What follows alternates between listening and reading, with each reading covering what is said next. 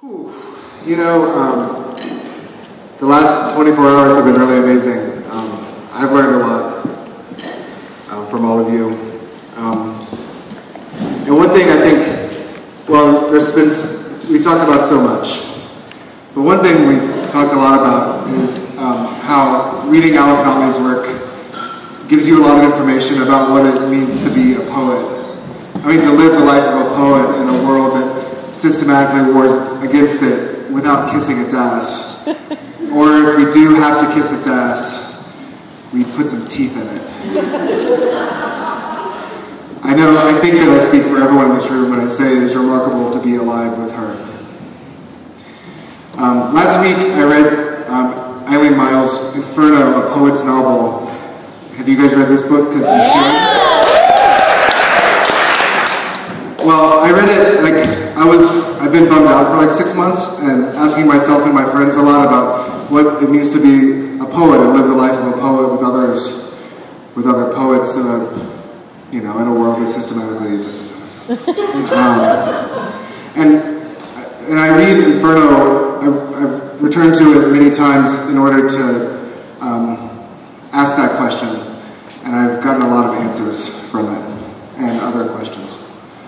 It details, among other things, Myles' sort of self-discovery as a poet, or as already having been a poet, and becoming a poet in New York, and what that all entailed. And a lot of it's really fun and funny, but it is also in part, an inferno. And there's one part which everyone here would remember, which is about spending time with Alice Notley and Ted Berrigan in New York. And it seems like there was some sort of formal study with Notley, but more important is the sort of being present with their lives as they live them. And it that book is so much about how what poetry might have to do with having a job.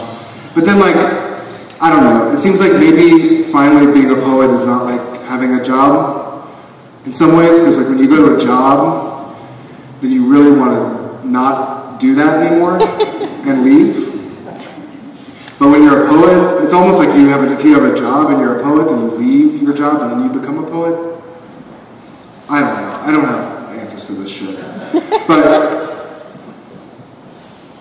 well, anyway, that part is that part seems to suggest and impress upon all of us that an important thing we can do for poets is really pay attention to poets. Yeah. And how they live, and how they survive and bare their teeth. This morning I was talking with Frances Richard, who's one of the other organizers of this conference, and she told me about interviewing Eileen years ago. And one of the messages from the interview was that Eileen encouraged Frances to listen to living poets. Not just read about them or attend to them, but hear them, listen to them, talk to them. And that's what it's like, though, to read Inferno. It feels like being part of this conversation. And that's also what we've come here this weekend to do, is to listen to each other and listen to Alice. And now it is my very great pleasure to ask you to applaud and welcome Eileen Myles.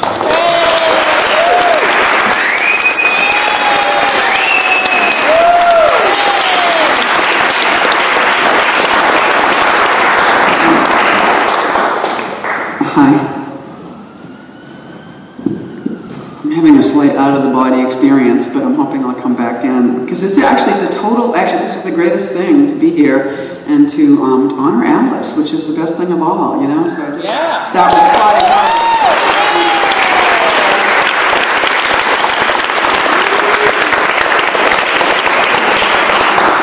And I have to say, just in typical poet fashion, I've written my piece fast as hell. And more than anything, I think what I really have done is stroked a lot of the sheep, i.e. I quoted wildly from her poems.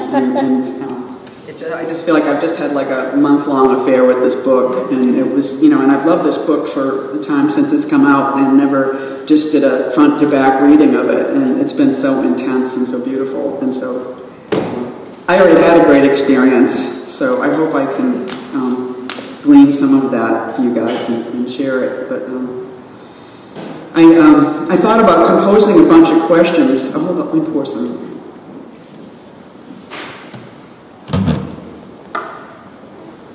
I thought about composing a bunch of questions and inviting Alice to come up and ask me them, and then I could perform the position of being like the specialist on Alice's work.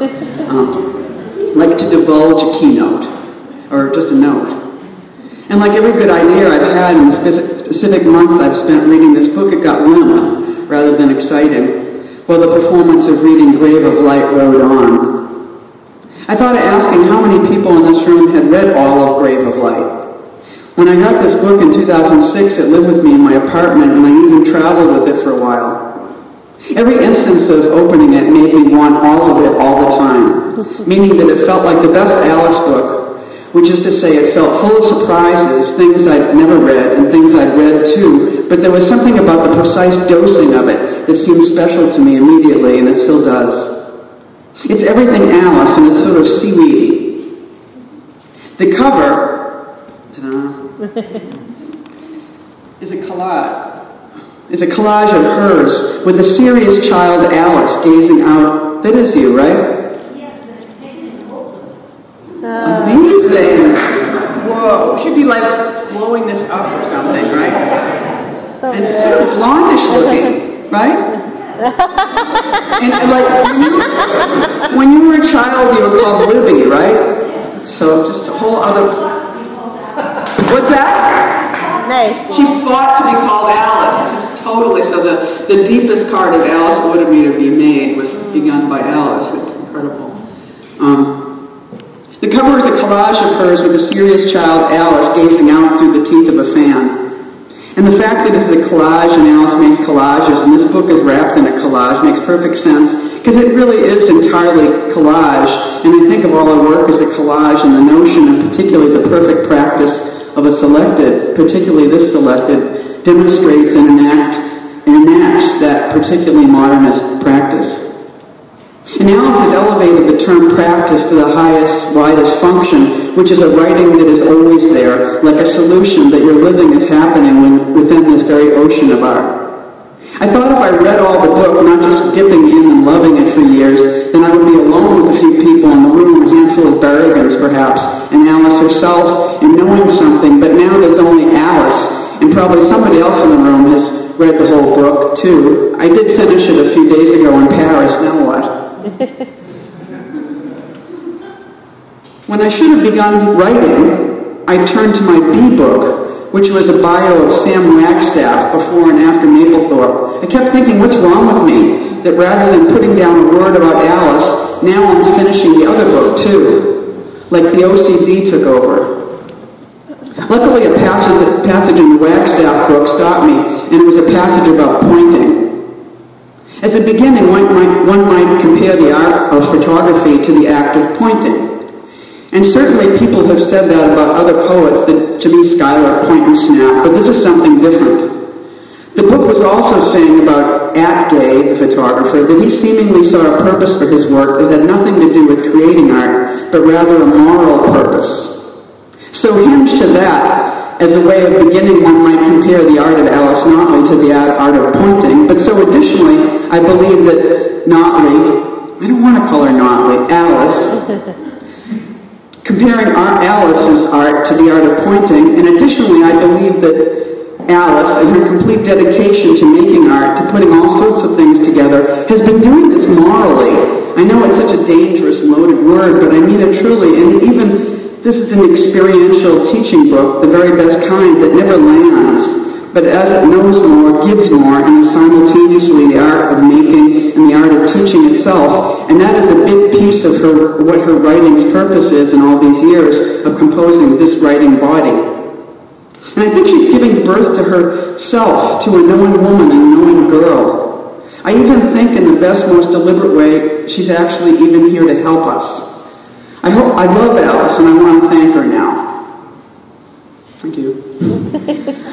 I'll start mostly at the other end of the book. The other night, a few weeks back, when I traveled to Brooklyn, carrying this on an occasion of mourning, and one of my most wild and adorable and charismatic one-time students, a guy named Wiley Burkhofer, who I'd also like to dedicate this note to, because he loved Alice's work, and last week, devastatingly, he threw himself off the Manhattan Bridge. I'm the ghoulish sort. I want to know why. There was a rumor that he had a history of mental illness, or that he had his knee stung by a bee, and it got infected, and he was on crutches at the end, which was short, a couple of days, but he had already begun his adult life of teaching in New York, and he had just been home.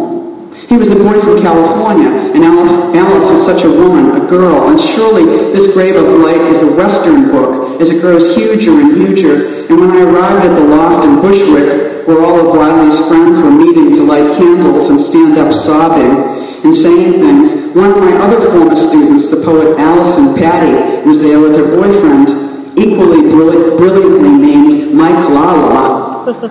And when they saw me carrying Alice, the assumption was I would be reading from her, which I turned around with a little bit, but I didn't. But then Mike reached for the book and he showed me this. And it was ahead of me. He was getting ahead of me in the book, and I had a little moment of loss. Thanks, Mike.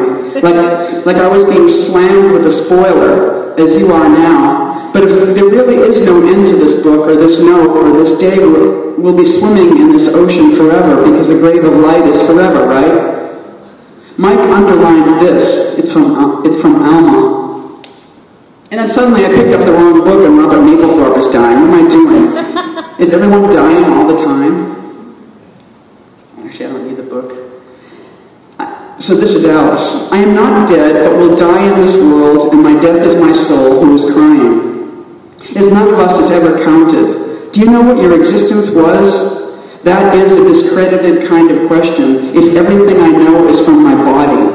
Where I am, and my soul is. Was I alive only to be aware of that fact?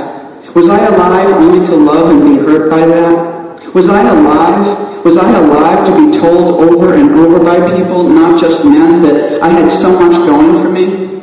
Was I alive to give the men a justification for their obscene machinations, pervasive throughout the details of my own life, even into my body, and causing the crying of my soul? So you might say this is to go too far, but it is not. We have all been invaded, we the dead women, and that is why we are together in negative space. Which is a photograph about Alice and her work, a collage, a tear. I can go anywhere from here. She says at the beginning of this book that she had taken as unconscious models Frank O'Hara's collected poems and William Carlos Williams' selected. I thought more like O'Hara selected, but that's me. That's what I'm thinking about, because it was the first time I consciously thought about a book that didn't run discrete poems throughout, but tracked the poems one under each. You think for a moment that the publisher is saving paper. But we are thinking as poets here, entering and being and dying and loving in this collection, and the effect of the streaming format is a never-endingness, a cinematic experience of one poem flowing out of the next, and also a violence, I think. More often, I think, in editing a poem, especially in a book like this where you're taking hunks of many different poems, when one removes things and jumps, that one is also creating wounds. And that the new progression works because the poems are bleeding. No, just metaphorically, but their bodies are open to one another, so it is one work here, bleeding light. I thought of the secret birthplace of time in the world, the cave that Jacob used as the initiatory place to share blood with a new leader, and Lost. I wonder if Alice watched Lost. I already know the answer, which is no, so this is my shit. But I'm committed to not bringing extraneous things into this moral reading of Grave of Light. Or sometimes I thought Game of Thrones, just to amuse myself, or Cunt of Light. That's the best. I don't know if the word cunt exists any place in here. Pussy does. But pussy being the hallway to the womb, it's also a grave of light there, correct? It's a contradictory moral place that mostly spins. So Mike was pointing, Alice is pointing, I believe, and over time the pointing and even the knowing is different. Okay, so let's go back to the beginning of the book. And one of the things that's weird about the beginning of the book is that if you watch the way the book goes, and it starts off with these very poem-like looking things, which are small, and they only fill part of this page. And by the time you move through the book and they get wider and huger and they flood the page, so you really start to think of the more kind of classic poetry look of a poem on the page is all pointing, that what we used to call lineation, that we, at each word that we pick and choose, especially as it sits in the absence of the page, is with all the removal and all the presence, it's just like one pointing at a word after another. I'm drunk, martini, and piece of toast. I think our traffic signal's remarkable in the air. 2 wires and 2 streets cross exactly there.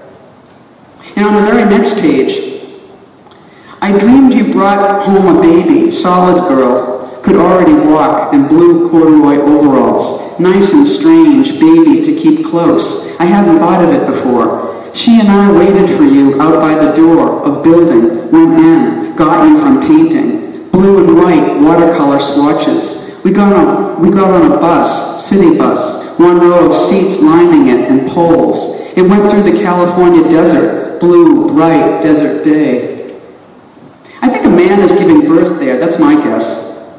It's sort of a perfect little poem, moving from dream, where we are always in Alice Notley. Dream is the sea, and a remembering inside the dream. I hadn't thought of it before, making another time code already in what looks like a very simple poem. This is a collage.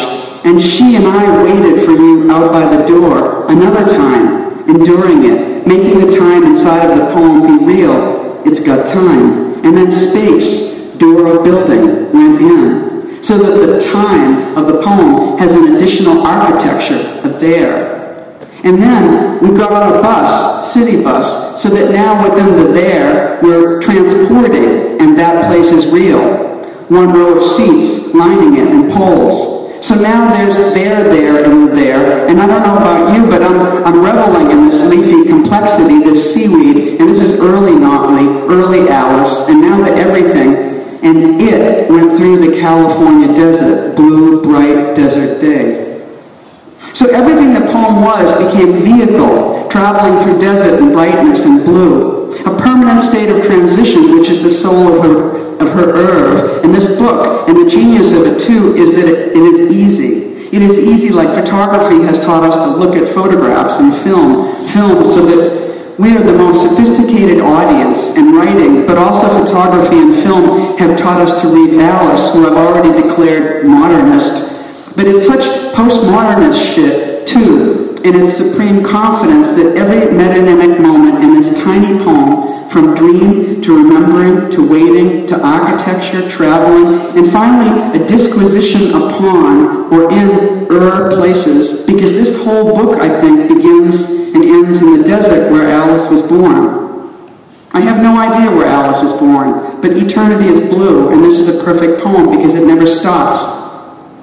And incidentally, where it's coincidence or regionality, whether it's coincidence or regionality both Alice and Ray Armatrout, both from Southern California, say blue strangely. Have you noticed? They say it with full L's. It blows up and it takes space. It holds water like a cactus. Poetry saves this desert. Ask Alice. Incidentally, I'm in room 604 in a hotel in Paris now in my underwear, writing in bed. Francis writes me that Alice is in Oakland or California now. It's really going to happen. And nothing has made me write like that. Holy shit. I didn't want to call Alice in Paris. That felt like, well, obviously it's like dating your therapist or something like that. We have to stay apart. One of us is the bride. We don't know who. Until now. Hi, Alice. I just saw her last night. Jocelyn suggested I get some ideas from Alice reading. Not much. Motley rhymes with Notley. Is light mottled or motley? I thought a motley horse. That feels right. I thought she ends each poem with a cinch. She only slightly tightens the last word, or the last few words, so that all you get is silence. A completely comfortable silence for her. And we watch her in the room, and gain permission from that quiet. In her cinching, Alice is a master. in it, and there is both writing and performance in it. I think of shit next. The word shit in her poems. Her shit is sandy. But getting to that, I pass this. Not the completion of myself, but myself through the whole long universe.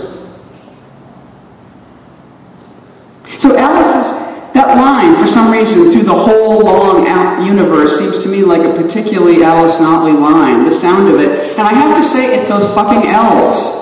Because every poet who writes in a regional, or even maybe it's a lisp. I don't know what, maybe that you and Ray have the same lisp. But I think each of us have these particular body sounds, and we write in them, and also when we perform, we sing in them. So every time I've heard Alice say this line, or a line through the whole long universe, she puts all that L space into it, and it winds up being kind of like the Billie Holiday line of the Alice Irv. So can't not use that. Or this. I'm moving cars through the rain, I'm grabbing the road, trees can turn fish or rock, underwater or city like toad. Our compacted gyre, common load, setting out to win a face, child was, is me, and no one, spangled with charm, apparently flesh, you and me with me, mind, clear and fleshed. Couldn't pass that one because both the thought that we always never know if we're awake or dream in Alice's poetry seems their one state, but also the sound, the fucking sound in these early poems, which I must leave, is that they are so Shakespearean, which is to say utterly cinched, like within and without. In England, too, is always in the poems, at least here in the beginning, back in the roots of, dare I say, Notley. England so old that layers of death pervade beautifully the beautiful countryside. Last Sunday I walked barefoot through the cemetery, came home and wrote, and the dead, the golden, warm, and sandy earth I'm comfortable with, sights and insights, endless as the dead, intimacy with all spreading your dailiness. So early on, there's this coronation of debris, of literature, of family. But where's the shit? Probably in New York. Meanwhile, already in this early work, I'm watching the scale change, the expanse coming on in Songs for the Unborn Second Baby. Pregnant, not the repast of news or psychological, though through arithmetical, parentheses, stars, filth. I mean, early on, I think this book, this poem, makes an argument for the landscapedness of poetry by its establishment of shelves, nooks, moments, in meaning and placement. In passing back through and moving forward, January and Alice ordered me to be made. Child, you are as the source of all, honestly, bliss at dusk in Chicago is face you've ever been and almost before.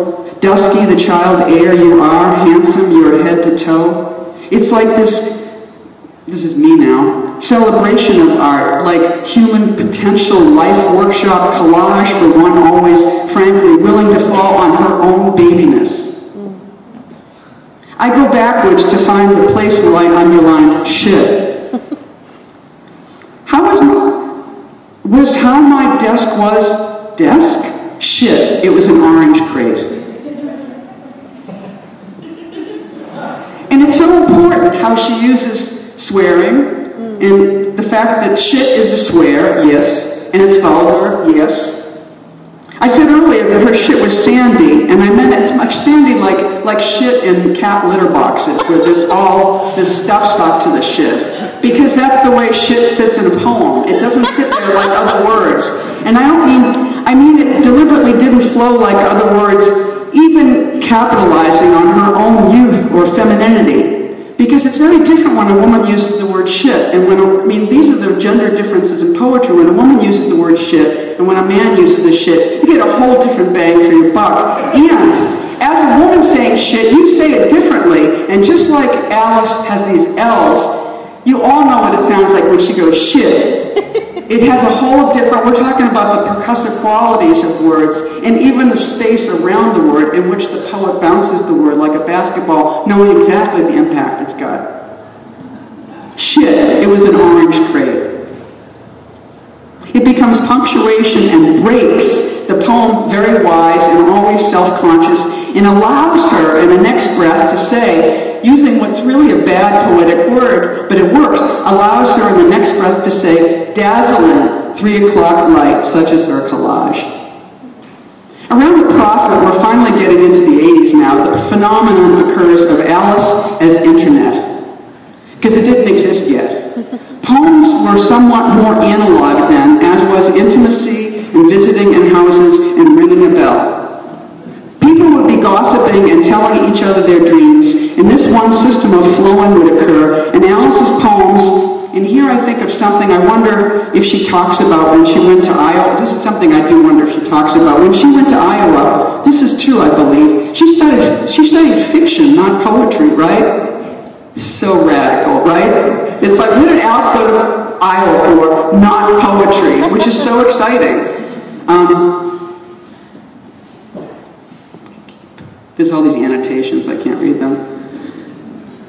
Is that true? She says yes. And I think fiction is her poetry's secret weapon. Because around here, around the time of the prophet, there began to be this surge in her work, an enormity. And at this point in time, it felt like a enormity of life and time and friendship and neighborhood. And we didn't have the internet yet, so a big poem could float information that might be about me or you or a secret I told you. And part of the glue of readings in our society then was wondering who Alice was talking to about. Who Alice was talking about on her internet. Her gigantic stay-at-home Scorpio flow, her public secrecy. The poem started to have this wide magnetic force, again at that time, very analog. There's a very sad line in here, and I'll play it for my friend Wiley. Is it possible that people who die young have a vocation for doing just that? I mean by calling a poem The Prophet, she slid under the wire a lot of gossip and a lot of wisdom. Or, there is no place in America for heterosexual poets with children. Whiny. It's possible it's unfair that I dub Alice so collage. It's possible it's unfair that I dub Alice so collage so I can freely tear. Remembrance is the most fragrant. Love is the most dark pink. Courage is gray-green, growing wild. So this is definitely my idea of a vacation, just standing here saluting my friend. By waltzing Matilda, we're at the pith of Philip Whalen Alice. And I really, what I mean by that in a way is the big long, and I was in Alice's workshop in 1975. Talk about pointing. She would like put a piece of art on the table and go, write about that. We'd be like, what? And then we were just stuck in the room with Alice having to write like crazy people. And she introduced us all to long Philip Whalen poems. And the distinctive thing I'm thinking about is just that they were so piecey, that there was a block of prose, and there was a little drawing, and then there was a stretch of poetry, and they all looked different. And Waltzing Matilda was the book where I feel, for me, the poem started to look most, they had, like Dear Somebody, and then they used the, like the Dear Abby kind of format, and they just kept, switching shapes. So we're at the pith of Philip Whalen Alice, but also the very matter of fact, living has begun to glow with an unearthly light in the work itself. The knowing is in every single moment. Waltzing Matilda in its own honesty, even with the formality of advice column and the fundraising technology of postcards. That means something, right? There was just who was it? There was somebody in the Midwest who would pay poets $100 or $500 to fill out to write poems on 500 postcards. So every time you walk, motherfucker. So for months we were all walking into your apartment apartment writing madly on the postcards to raise money, and then it never, okay. The fundraising, cross it out, technology of postcards.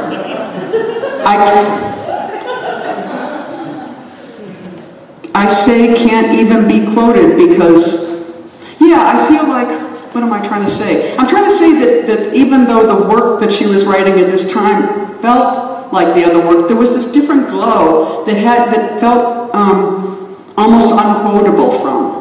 I'm not sure I can add. There was a Yahweh feeling about it, like the thing you couldn't name. So I both want to say that I can't quote from this book, but then I will. Because the living and the writing were really the same thing, and we don't live that way twice, and you felt that in this book when she was writing it. But I have to quote this because it's all my life. This is one of the most quotable Alice poems. Every time you read this poem to anybody who doesn't, all my life since I was 10, I've been waiting to be in this hell here with you, all I've ever wanted and still do. It's just the most loved poem I've ever, And the book revels in forms of address. Dear fuckface.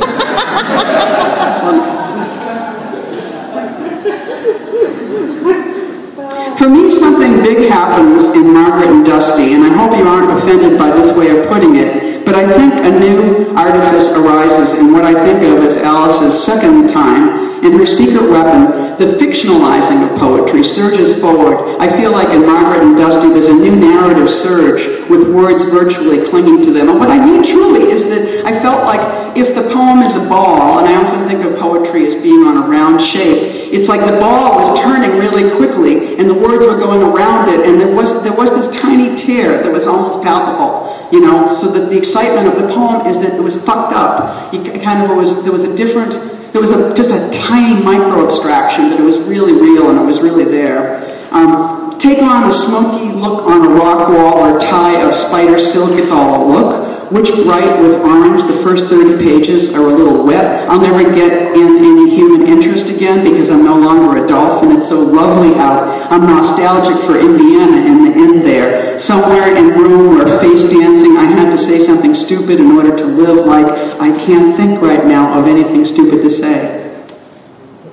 By the mid-'80s, Alice can do anything. Evidence being the 10 best issues of comic books. That was the title of the poem. Number 1, X-Men number 141 and 142. And there's 9 more. And you get to that poem in the book and you're just, this is amazing. In general, the feeling of these poems, life, the new stranger embraced until dawn and familial and the new mirror ages. What I'm trying to say is it's just not fighting it. It's strangely relaxed. By At Night in the States, I feel like she's reflecting on her own practice, I believe.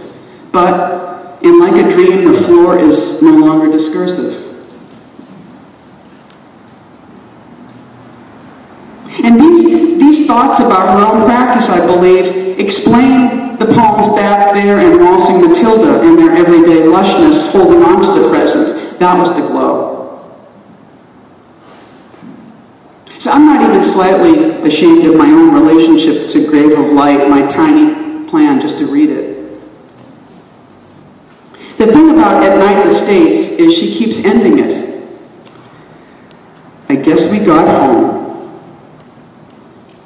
Her perfect vagueness, what's done is perfection. My French is the shape of this book, that means I just think, read it again. And beautifully, she ends that poem with Montana, Illinois, Escondido. It's so ended explicitly, it's like a country song, just walk on by. Parts of a wedding simply has more holes. It's drifty. There's a quickening of this. I just wrote all over your book this morning, so I'm just typing now. I've been writing all over your book for a month. So what I was doing in my hotel room in Paris and Oakland is just typing my ass off. So much happens in the parts of a wedding. She's establishing a real political I. And by that I mean something monumental is occurring over something dead, which is a new kind of politics. We, the lovers and the eyes all over inside her when the wedding is over and the park lies cold and lifeless. I don't want to force a point here. This sort of obsession is a political correction.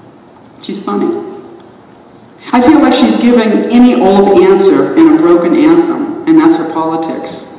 And in this great poem, beginning with a stain, for me, Alette is born.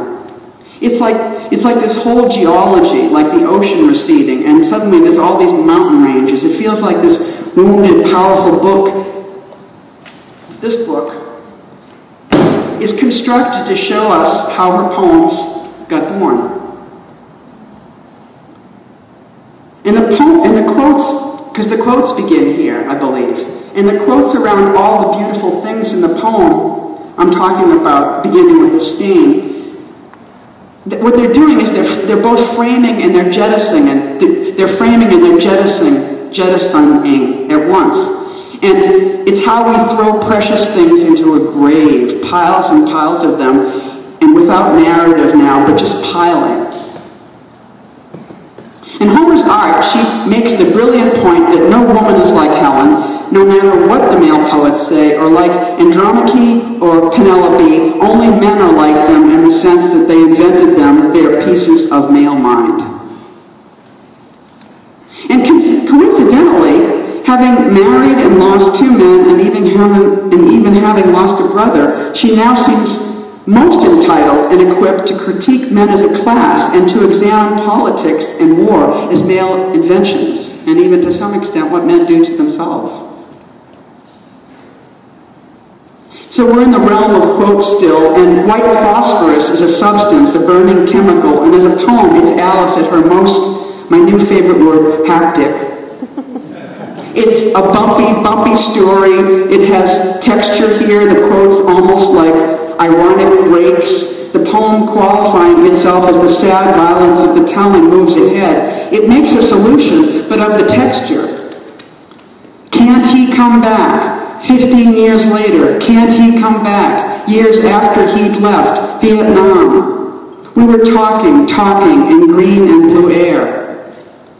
And that takes us to the crux, where we are this weekend's moniker, Alette, which I barely touch, and I knew everybody would touch up a storm on Alette, and so I just used one line. A mother and child were both on fire continuously.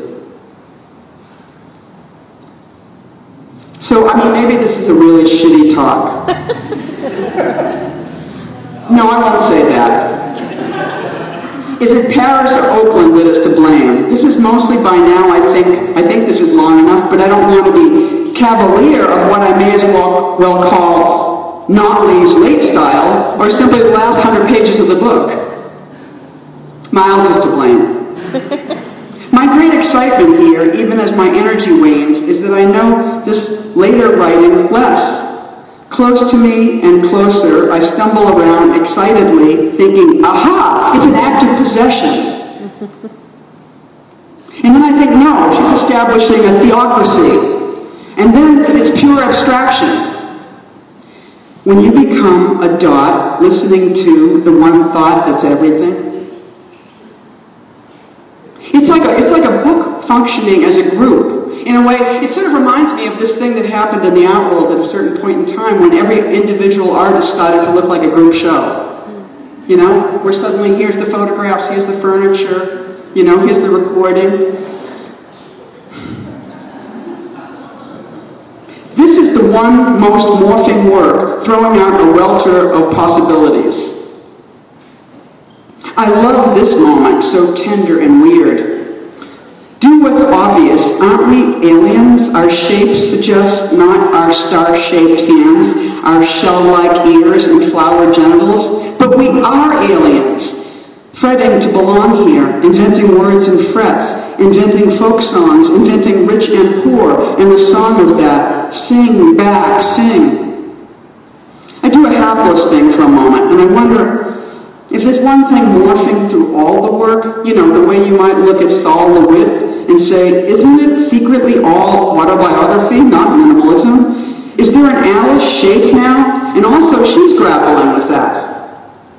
watch her forming, struggling. What I say to you, I almost transfer a shape. It's something bagged, as if it were covered by a long dark sweatshirt cloth, all bagged up. It might be dead you, or sort of you not born yet, someone who doesn't know you, thinks about you, or that is shape. You know, the idea of there being shapes. We don't exactly have shapes here. We go too fast in mind for them. Because reading this, I'm experiencing it as it's pure dictation now, possession, abstraction, and I do believe she's formulating literally a whole long time.